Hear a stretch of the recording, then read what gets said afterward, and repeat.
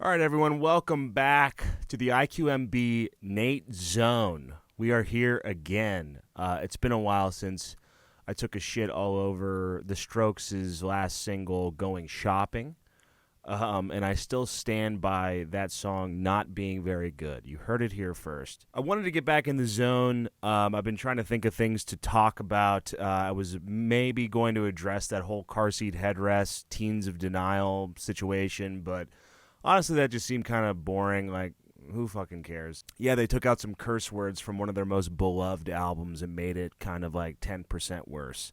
Who cares? But lo and behold, this nice little album dropped. It's a new one from Feeble Little Horse called Bitknot. We haven't talked about Feeble Little Horse much on the show, which is kind of a damn shame because we do love them. We kind of know them too. They're a Pittsburgh band. Actually, I think our very first guest on the show was their drummer, Jake Kelly, who we're pretty good friends with. He's a good dude. We love Jake, and we've been listening to Feeble Little Horse for years, since they started, actually. I think the first review I ever wrote for the last blog that I was managing was actually their EP called Modern Tourism.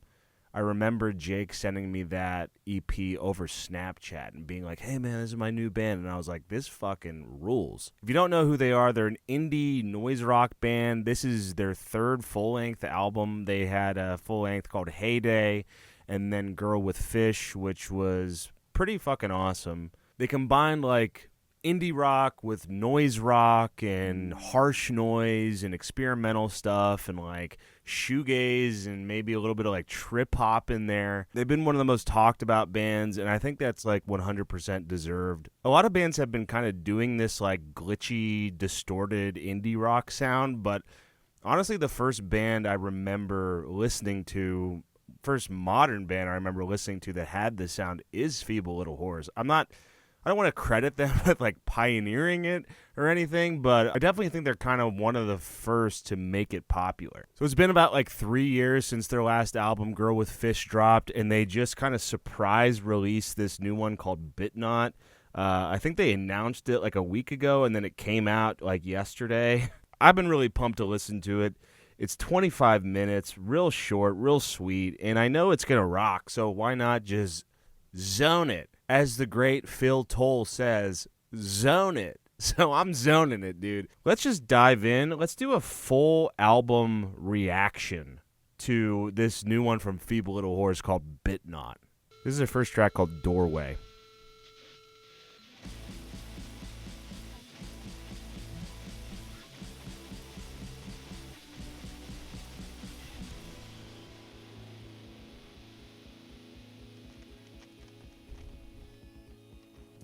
Love that noisy intro. I never knew how they did drums because I know like Jake is an incredible drummer, but they have a lot of like synth, drum pad sounding drums in their music, which like influences the noise and glitchy stuff really well.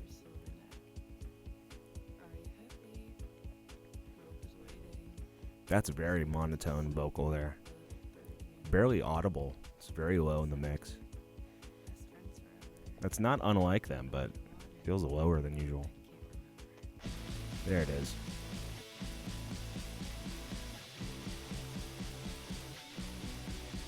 Hell yeah, dude, get some.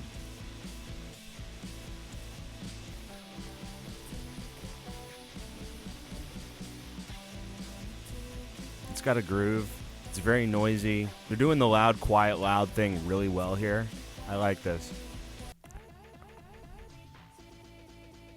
I like this glitchiness at the end here too. This is like Game Boy Advance, like wigging out on you in 4th grade. This is the next song, Poison. This melody reminds me a lot more of Girl with Fish than the last one did.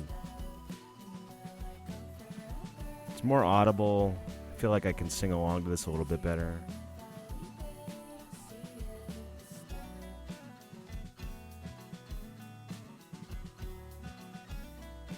That's a sick guitar line. It's like acoustic mixed in with like this, I don't know, like this. It's not noisy yet, but I feel like it's like lurking in the background, you know? Like it's about to be.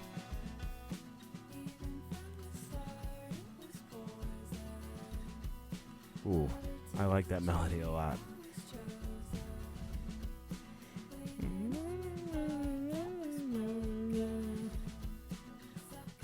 Is that like a pan flute? It's like a synth, but it sounds like this nice little like Peter Pan flute. You know what I mean? Real mystical. There's a Peter Pan vibe here that I'm into. That's probably not the right thing to say. That song had kind of like this mystical, like twinkly, like it's very like, I don't know, it just reminds me of the 2000s. I know I said 90s earlier, but it's definitely like 2000s, like Tamagotchi hanging off the side of the pocket with a, you know what I mean? And you're trying to take care of that thing, but you haven't fed it in days. Every time you check it, it's like, you know, it's fucking dying. It feels like the theme song of that, you know? Like walking through the mall with those big chunky shoes. Fucking Lisa Frank shit. You know what I mean? Let's keep going. This is the next song called Rewind.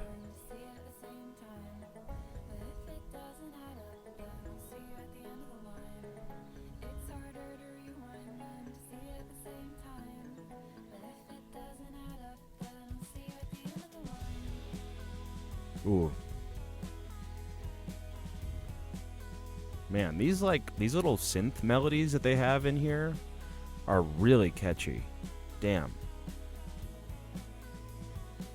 Same vibe as Poison.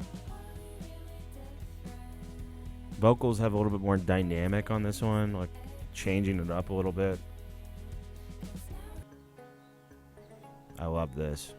It's another, you know, frolicking in the forest elf shit moment. Like, what is that instrument? It sounds like a mandolin or something, or a banjo. Like, that is just some creative instrumentation. To put a banjo in an album like this, like, it's really crazy. I like that one a lot. Just judging by these first three songs, and I don't mean to throw like any, you know, shade or talk about it negatively, but I feel like these are the poppiest songs I've heard from Feeble Little Horse in a long time. I don't remember Girl with Fish having this many like kind of catchy, upbeat, like bright tracks on it. Like I'm kind of used to them going like a little bit darker. And having sort of, you know, a more like sinister vibe to everything, like Freak and Pocket, like and Paces, like they kind of have these like, it was just a little bit stranger before, and I'm not saying it's a bad thing because it's cool to hear them in this mode, but yeah, I just feel like they're going a little bit more like bright, but that's only the first three tracks. Let's keep going. Okay. So far, that theory is proving to be true. On the fourth track, Shady.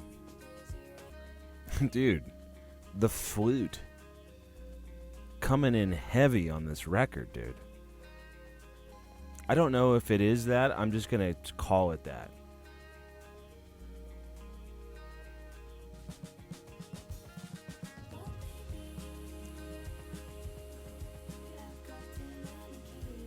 I love that guitar line that's just playing, like kind of looping in the background. Seems like there's a lot of looping here.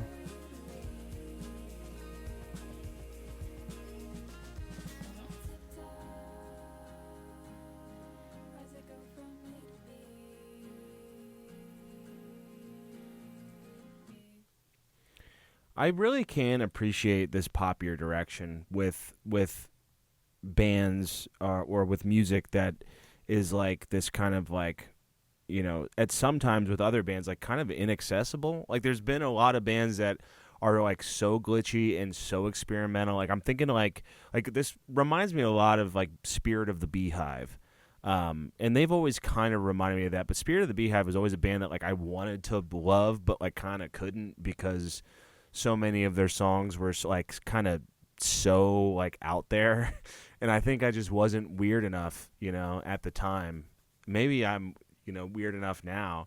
But it's nice to hear this genre be done in kind of, I'm not going to say bubblegum way, bubblegum pop way, because that's not it, but this is just brighter, sweeter, more accessible songwriting and songs in general. Like everything I'm hearing, I'm just kind of loving. I'm bobbing my head. Nothing's really making me, scratch my head, which was something that I kind of liked about Feeble Little Horse before.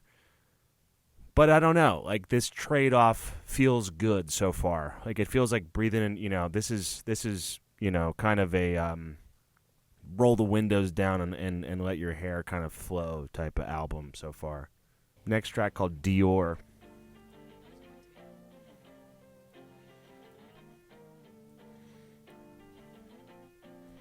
Another great little synth melody, whatever that is. And just another very catchy melody from Lydia.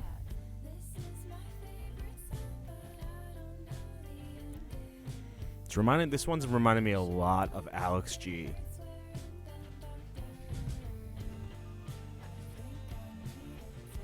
Ooh, I like that little bass walk down there. It's like Gene Simmons, bro. Did Gene make an appearance on this? I did. I'm a huge Feeble Little Horse fan. There we go. Fuck yeah. Probably the heaviest guitars since the first track. Heaviest guitars on the record since Doorway. It's just so stompy, but still gentle at the same time because of Lydia's. She just really knows how to control this band with her vocal and kind of control the vibe. Nothing goes off the rails,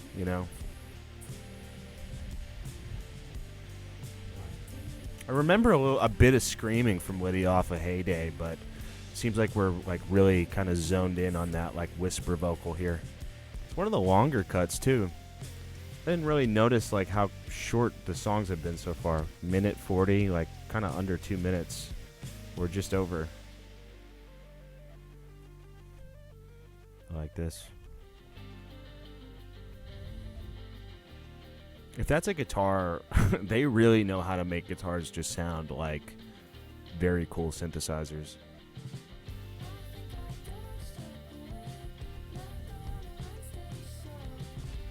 Beat switch. I dig the beep. Ooh. That's very Scott Pilgrim. I love that. Very Clash at Demon Head, dude.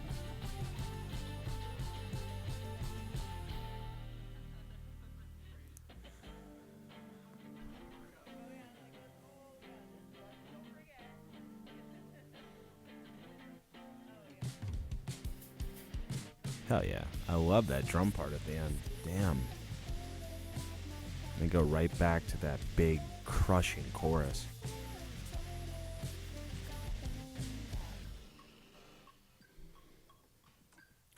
That's probably my favorite song on the record so far. Really a lot of cool shit going on. I love the Alex G kind of acoustic guitar tone and melody. And then Lydia's vocal melody is really great on top of that. And then you get that sludgy, glitchy guitar in the chorus that just slams you. And then that drum pickup, the beat picking up towards the end. That's fucking awesome. A lot of cool dynamics going on with that one. 3.5 minutes. That's your sweet spot right there. I like that a lot. Damn, that knocked me on my ass. Let's listen to the next one, Paris. I don't know why, but this is reminding me a lot of Charlie XCX. It's just something about the way the vocals are hitting me here. With that kind of distorted background. Like something that could have been an interlude off of Brat or something, dude. And Brat rules. I fucking love Brat, so that's not an insult. A lot of you rock dudes might take it as that, but it's a good record. This is Cradle.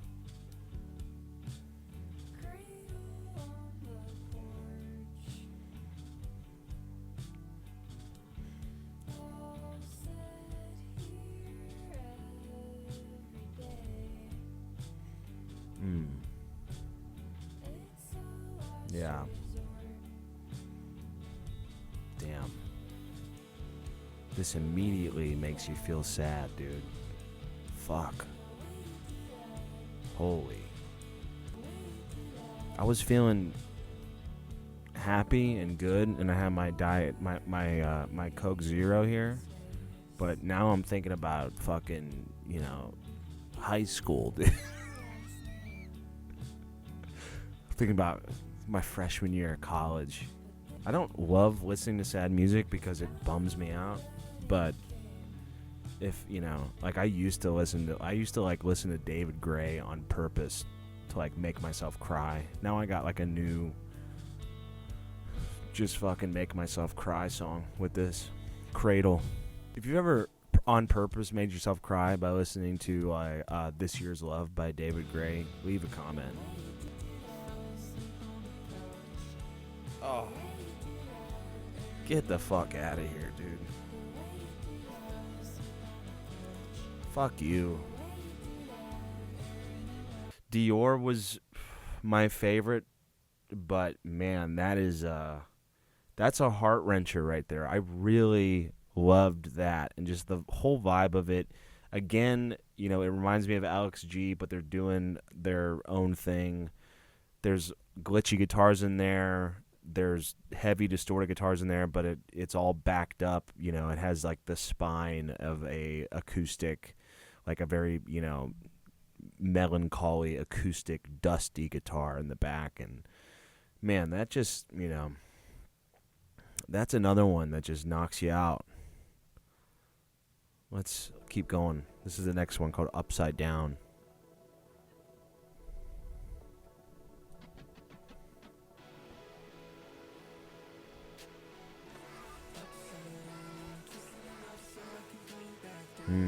Oh, this is weird. Fuck.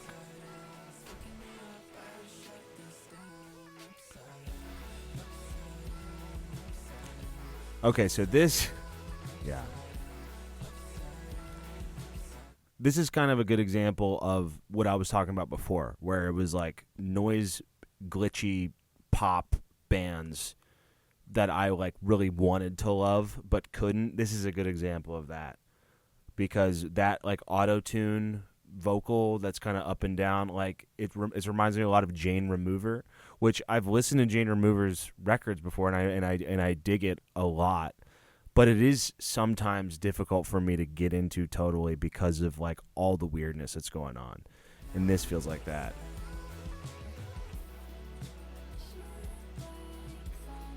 I mean, after kicking so much ass for the first 7 songs, you're allowed. Do whatever the fuck you want. I don't really know technically what this, what genre this would fit into. Is it glitch pop? Twee? Is that a thing? It's very twee.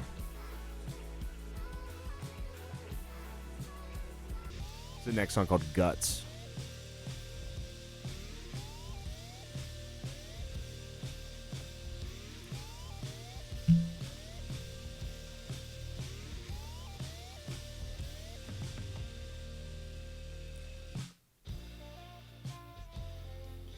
Interesting.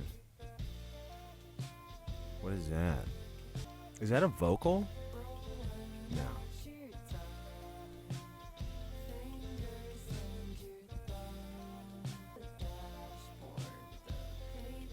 I'm having a difficult time wrapping my head around this one. I don't know why. Am I too stupid to get this one?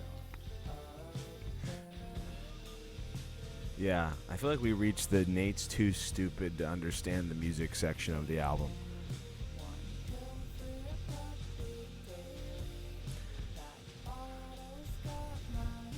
I mean, this isn't unlike what I've heard, on the rest of the record, but I don't know, something about this is hitting me wrong. Is it just that, that hitch in the beat is weird to me? I don't know why I can't, there's a lot of cool things going on, but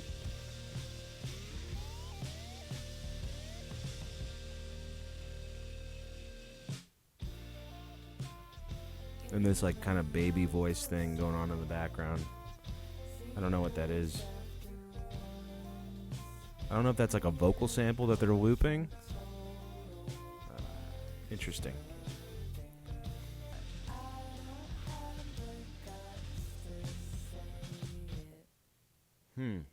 I think, I liked it more than Upside Down because it has this kind of like, it keeps you guessing the whole time, and there's a lot of different sounds that are interesting.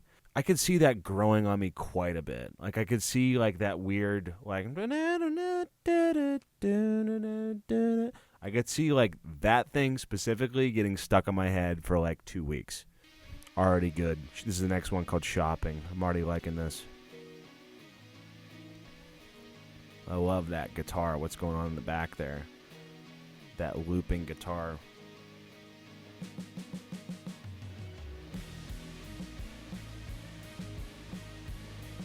Odd drum beat. Has like a fucking... Had a little bit of Bad Bunny going on there, dude. Ooh. Another great melody.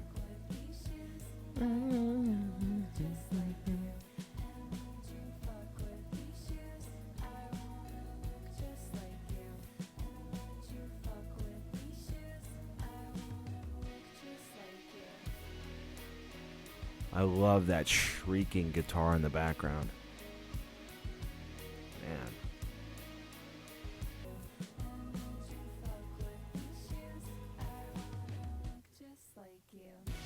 Oh, yeah. Oh, yeah.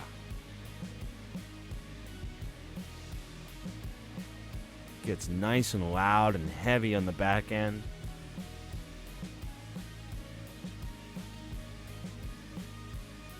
I bet this song goes so hard live. Like that. Can I just go back to that?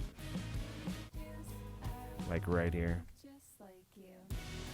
Can you imagine seeing that live, dude? Just fucking exploding. An explosion. Last song, DMT.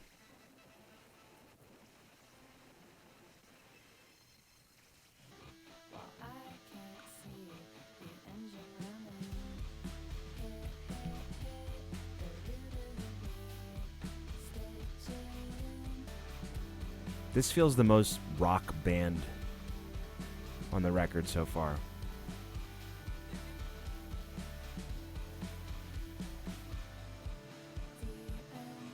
Like nothing feels too glitchy or synthetic on here. Feels really raw. I mean, there's some raw moments across the whole record, but this feels like kind of modern tourism era Feeble Little Horse.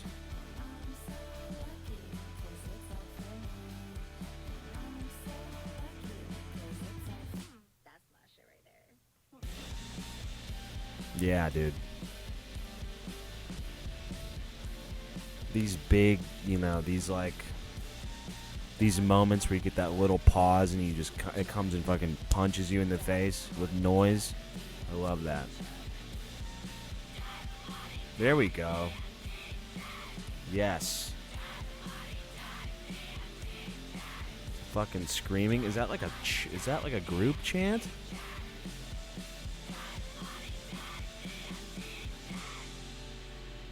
I don't know if that was just Lydia or if that was a group of people screaming. Either way, terrifying. That's the record. Nice, short, sweet, punchy.